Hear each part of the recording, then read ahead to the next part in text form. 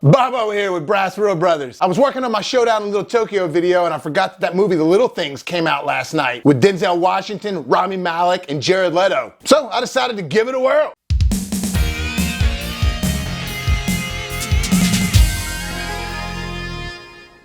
I was pretty sure what kind of movie I was getting into when I was watching this one. One, it's a January movie where movies go to die, or at least used to. Now they sort of started to take advantage of all those slower months of movies that aren't the summer or the holidays. Like Black Panther came out in like February or March. Well, first off, let me say this is better than just your typical January movie. It's definitely a crime drama. It's way better than Wonder Woman 2.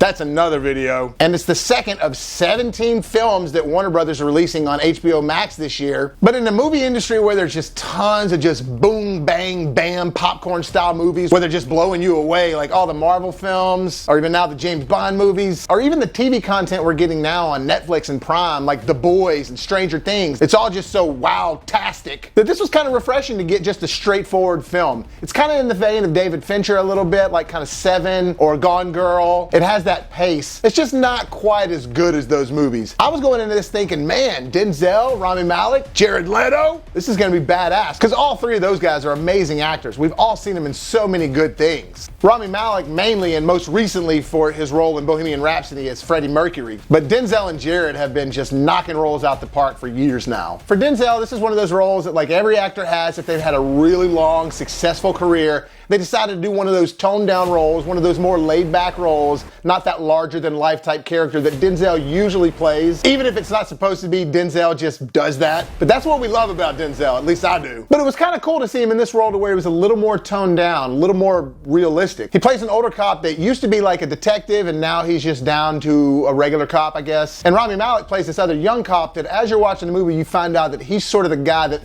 filled Denzel Washington's shoes.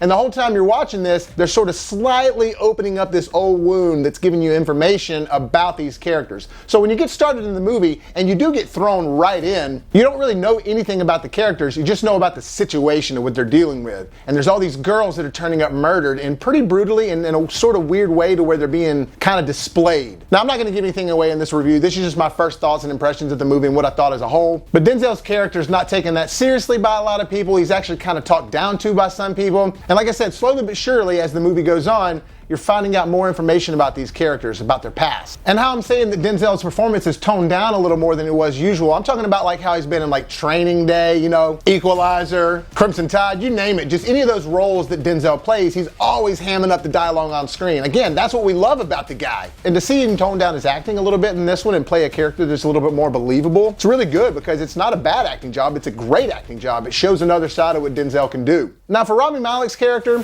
I will say this. He is a great actor. Again, we saw Bohemian Rhapsody. We know the dude can act, but I think he's got such a larger than life look to him that it's hard for him to play a normal character. Like he's playing the villain in the new Bond movie, No Time to Die. That makes sense to me. Freddie Mercury, larger than life character.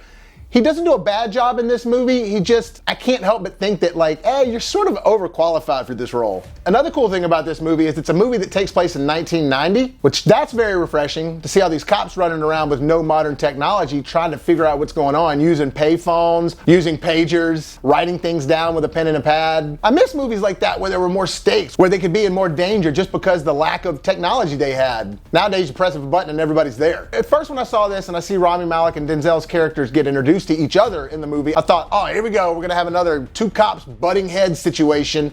But no, it's actually totally different. Because they're smart detectives, they actually decide to team up because they admire each other's styles. And I like that. Again, another refreshing point of this movie I kind of liked. So I went into this movie thinking it was gonna be like a whodunit killer type of situation, like Seven, two cops trying to figure out who's murdering all these girls. And it is that, but it's way deeper than that. It's actually, that's sort of like a second note. Actually, the killer plot line is sort of a backseat to what's really going on by the end of the film. And it's not what you think. Again, right now, what you're thinking in your head as you're watching this, it's not at all what you're thinking. And that's what I did like about this movie. Was it as good as Seven? Was it as good as Gone Girl? No, it didn't quite reel me in like that. It focuses a lot on the cops. It focuses on Denzel and how he does his things. You find out more and more about these characters as the movie goes on, so it's slowly but surely opening up. At first, you're kind of like, all right, two cops. And then by the end of the movie, you're just like, damn, All right, threw a throwing star at me out of left field. It's a crime drama. It has some moments that'll get you.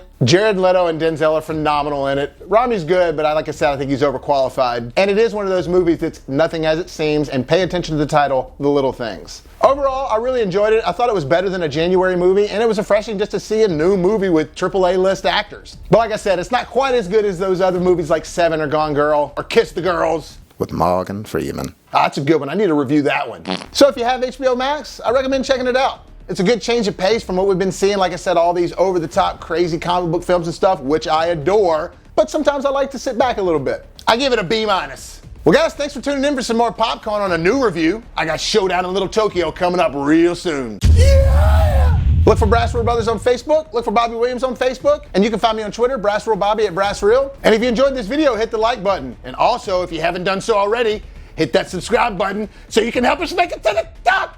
And as always, guys, if life gives you lemons, make some hot, fresh popcorn.